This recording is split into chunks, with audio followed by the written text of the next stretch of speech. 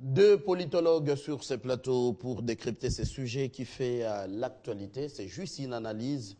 La paix dans la partie Est. Est-ce que le M23 et Kigali soufflerait les chauds et les froids?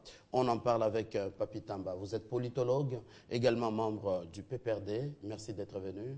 Merci, M. Mathieu. Christian Choukourou, politologue aussi, mais vous êtes un acteur politique indépendant. Merci d'avoir répondu à notre invitation. Alors, Papi Tamba, est-ce qu'avoir l'évolution de la situation politique, c'est chaque semaine, on fait une chronique politique pour savoir comment ça évolue au niveau de Kampala, comment ça évolue dans la partie Est. Est-ce qu'il y a ces constats que les M23 et le Rwanda souffleraient les chauds et les froids? J'utiliserai peut-être d'autres termes.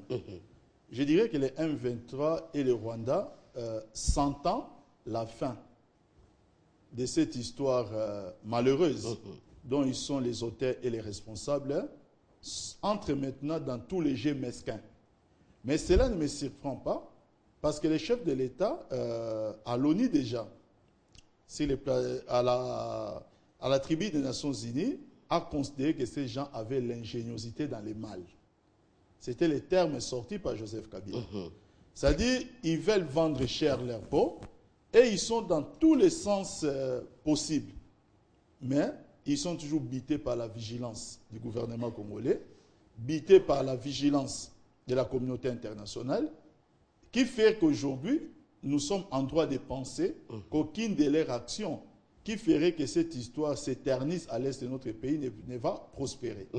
Voilà au moins la situation. Alors, on sent déjà les M23 à qui le gouvernement ici a demandé l'autodissolution, mais ce n'est pas le cas. C'est les M23 qui se raffermissent à chaque jour. On apprend, même s'ils ont démenti les plus de 400 hommes qui seraient de la troupe de Tangada, qui ont rejoint les groupes de Makenga. On apprend par le biais de la société civile Nord Kivu qu'il y a des bataillons qui traverseraient nuitamment pour rejoindre les M23. Vous ne craignez pas une résurgence? Le problème, c'est celui de savoir est-ce que les M23 est de bonne foi. Ça, c'est un problème fondamental. La réponse à cette question, je pense que nous l'avons de façon claire. Que les M23 et les Rwandais ne sont pas de bonne foi. Ils ne veulent pas être une partie de la solution, une partie de la paix. Ils veulent être une partie du désordre, une partie de la guerre. Alors, si nous savons qu'ils se comportent de cette manière, qu'est-ce qu'il nous reste à faire? C'est de les considérer comme ils le sont déjà. Force rebelle, force négative. Ça veut dire c'est d'aller chercher les solutions en dehors de leurs actions. Et je peux vous le dire que le gouvernement congolais aujourd'hui est dans un processus de chercher la solution sans tenir compte de la mauvaise foi du M23. On n'attend pas aujourd'hui que les M23 s'autodétruisent elles-mêmes. Nous l'avons dit et nous le disons devant témoins. Parce que nous sommes dans un processus. Nous sommes allés voir ailleurs et nous sommes dans notre propre organisation. Nous savons qu'est-ce que nous allons faire. C'est une question de temps. Maintenant, les gens qui sont de la mauvaise foi, ils seront seuls tenus responsables de les actes. Le problème n'est pas au niveau du gouvernement congolais. Puisque je peux vous le dire, au-delà même du fait qu'ils finiront par être réellement matraqués, qu'ils finiront réellement par être anéantis, mais il y a des responsabilités judiciaires qui aujourd'hui existent déjà, mais qui vont encore davantage exister. Et ces gens-là sont face à leurs propres responsabilités. On en parle tout à l'heure. Alors, Christian Choukourou, votre lecture, M23, les Rwandais souffleraient les chauds et le froid. On sent que c'est les M23 qui ne fait que se renforcer ses capacités jusqu'à déclarer la guerre à la brigade spéciale au cas où elle tirait. Oui, encore une fois, je pense qu'il ne faut pas rêver. Je l'avais dit ici, sur votre plateau, que ces gens-là savent ce qu'ils font. Parce que comment expliquer qu'une résolution votée presque à l'unanimité au niveau du Conseil de sécurité des Nations Unies, que les gens défient cette décision-là du Conseil de sécurité des Nations Unies. Et cela veut dire que ces gens-là savent ce qu'ils font. Nous, ici, nous ne devons pas nous fier à des déclarations, autodissolution. Non, il ne faut pas qu'on rêve. Même la force internationale là, qui doit venir, elle ne doit pas résoudre tous les problèmes. Nous avons une part des responsabilités. On ne doit pas dormir, parce que ces gens-là ne dorment pas. Vous avez entendu qu'il y a des bataillons qui traversent jour et nuit. Mais qu'est-ce que nous faisons? Parce que là où ils passent, là, c'est connu de tout le monde. Quand la société civile, quand la population repère que ça, c'est des bataillons rwandais, où sont nos services de sécurité? Que font nos forces armées pour empêcher cela? Non, il ne faut pas qu'on dorme. Il ne faut pas qu'on dorme. Parce que nos amis là ne dorment pas du tout. Nous ne devons pas nous fier à des déclarations, le longueur de journée. Non, nous devons agir aussi. Même la force là ne viendra pas résoudre tous les problèmes. Nous avons une part de responsabilité. Et la population de l'Est continue de souffrir. Alors, c'est le M23 qui a l'annoncé, qui comme Kinshasa, on attend cette brigade spéciale comme si c'était les messies qui venaient. C'est soit le régime de Kinshasa qui va gagner ou le M23. Papi Tamba, mais c'est fort, une déclaration pareille du groupe Je ne sais pas, je suis un peu étonné. En observant l'histoire du monde, je n'ai jamais vu un mouvement terroriste condamné à l'unanimité et plier bagage. Je n'ai jamais vu. Je pense qu'Al-Qaïda, jusqu'à ces jours, même après la mort de Ben Laden, continue toujours à chercher à vendre cher sa peau. Dire aujourd'hui sur les plateaux que nous dormons, moi j'ai utilisé un mot que le gouvernement congolais est de plus en plus vigilant. Nous sommes en train de déjouer tous les différents pièges parce que jusqu'à ces jours, nous sommes encore à des niveaux de ces combats. Nous sommes au niveau diplomatique et nous sommes encore au niveau médiatique. Et le gouvernement congolais est présent dans ces deux niveaux-là et le gouvernement congolais est tenté de remporter des victoires. Il n'y a pas longtemps encore, je pense que nous l'avons tous appris, avec l'intervention du ministre Kemouyej en Afrique du Sud, qui a encore déjoué un autre piège du Rwanda.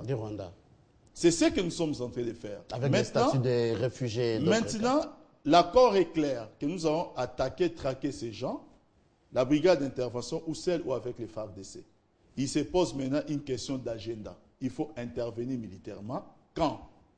C'est le moment où nous pensons que nous serons plus forts. Une question qui serait évitée par le gouvernement de la RDC. On attend que ce soit l'ONU à l'œuvre. Non, on ne dit pas qu'on attend l'ONU. C'est pourquoi je vous dis que c'est une question d'agenda. Aujourd'hui, les gouvernements congolais ou les FARDC ont à un certain moment été en confrontation directe avec les M23. Nous connaissons les résultats. Aujourd'hui, nous avons réarmé nos troupes et nous avons essayé de remotiver nos troupes et nous bénéficions du soutien de la brigade d'intervention. En homme responsable, on essaie de trouver le bon agenda pour agir. Parce que la finalité, c'est finalement mettre hors d'état de nuit ces mouvements, les amener à ce qu'ils ne puissent plus exister. Et aujourd'hui, nous sommes dans ce processus. Donc on dit qu'on ne vienne pas dire ici que le gouvernement dort. Ça serait vraiment faire un mauvais procès aux gens qui risquent tous les jours leur vie en prenant des avions, sachant qu'un avion, un voyage à un avion, c'est toujours un risque de perdre sa vie. Des gens qui sont sur tous les fronts, qui vont chercher la solution. Quand le ministre de l'Intérieur revient de l'Afrique du Sud, ils sont partis une délégation pour déjouer encore tous ces plans-là. Ce sont des gens qui sont au four et au moulin. Et peut-être qui ne dorment même plus comme nous dormons. Peut-être que moi, je n'ai pas encore avoir mes 8 heures de sommeil. Mais ces gens-là, peut-être aujourd'hui, ils ne les ont plus. Mais dire ici qu'ils dorment, pour maintenant essayer dans une certaine mesure faire l'apologie à un mouvement rebelle pour dire qu'au moins, elles ne dorment pas, moi, je pense faire un mauvais procès à son gouvernement. C'est juste un point de vue. Votre réaction? Je réagis en disant ceci, Mathieu. Des victoires diplomatiques, sûrement, il y a une avancée. Mais, M. Papi Tamba, lorsque ce bataillon entre, il pénètre nos frontières. Comment est-ce qu'il faut qualifier cela?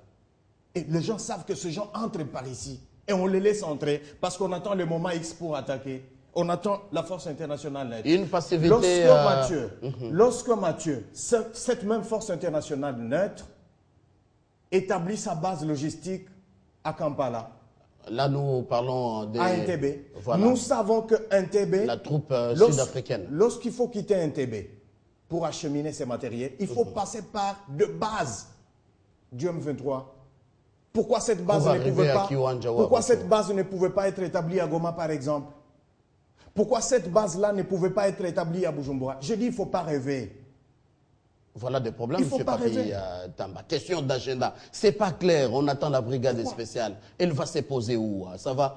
C'est devenu une guerre de communication des médias. Même la MONUSCO, c'est chaque jour, on annonce l'arrivée imminente de cette troupe sans donner l'agenda. Votre réaction? Mais M. Mathieu, je pense l'avoir dit ici et je vais me répéter.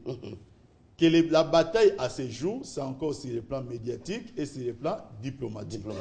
Maintenant, si mon ami à côté veut avoir une certaine naïveté de croire à tout ce qui s'est dit, libre à lui. Moi, je connais les matières militaires et je sais ce sont les matières qui sont hautement stratégiques. Peut-être par le fait que je peux défendre les pouvoirs, j'ai peut-être un peu la chance d'avoir aussi droit à certaines indiscrétions. Je peux vous le dire et rassurer au peuple congolais voilà, que nous sommes dans une très bonne direction. Les M23 que nous appelons à s'auto-détruire sera détruit. Le Rwanda qui pendant longtemps a soutenu des forces rebelles chez nous ne les fera plus. Là, c'est la direction ferme du chef de l'État et du gouvernement congolais. Maintenant, personne ne dort. Personne n'est distrait. Et personne ne repose sur ses lauriers. Nous sommes tous les jours vigilants par rapport à cette affaire et nous savons ce que nous faisons. Maintenant, lorsque nous sommes sur les plateaux de télévision, vous savez ce que nos FARDC qui nous suivent, c'est que notre population qui nous suit a besoin d'écouter. C'est beaucoup plus de langage d'encouragement. Maintenant, certaines choses... Mais cela n'empêche qu'on analyse, vrai, M. Papi Tamba. Je n'en disconviens pas. Mais moi, je sais que nous sommes en train de parler d'une matière strictement militaire. Et je pense qu'il y a un langage adapté pour cela quant à ça. Et deuxièmement, il y a certaines propositions que n'importe quel Congolais peut formuler dans d'autres cadres autres que la télé. Parce que ce n'est pas seulement notre population qui nous suit. Les M23 aussi nous suivent. Ces gens-là, il faudrait qu'en nous écoutant parler, que tous les jours, qu'ils disent que mais face à nous, on a des gens qui sont assez déterminés et qui sont tellement sûrs d'eux que ça va encore renforcer davantage leur désespoir. D'accord. Mais si ces gens-là, de temps en temps, pensent que notre gouvernement dort, je vais juste demander à mon ami de retirer de tels mots. Le gouvernement ne dort pas. Le gouvernement ne dort pas. C'est comme si ça vous a choqué. Alors, on veut des analyses. Le problème n'est pas que le problème que ça me choque. Le problème, je suis en train de considérer les efforts de son propre gouvernement face à une fraction rebelle. Je suis Congolais et je me positionne en tant que Congolais en regardant le déroulement des faits depuis leur genèse. Je me pose la question, le gouvernement dort à quel niveau? Et le M23 ne dort pas. C'est ce qui est dommage. Monsieur Mathieu, je pense que vous avez suivi avec moi l'alerte du président de la société civile. Exact. Et j'ai toujours suivi ces alertes. On le néglige, mais ça prend corps et l'affaire devient intenable. Quand je dis ceci, ça ne veut pas dire que je suis naïf. Je tire la sonnette d'alarme pour que le dirigeant agisse devant cet état de choses. Le plus vite possible. Parce que ces gens-là sont entrés.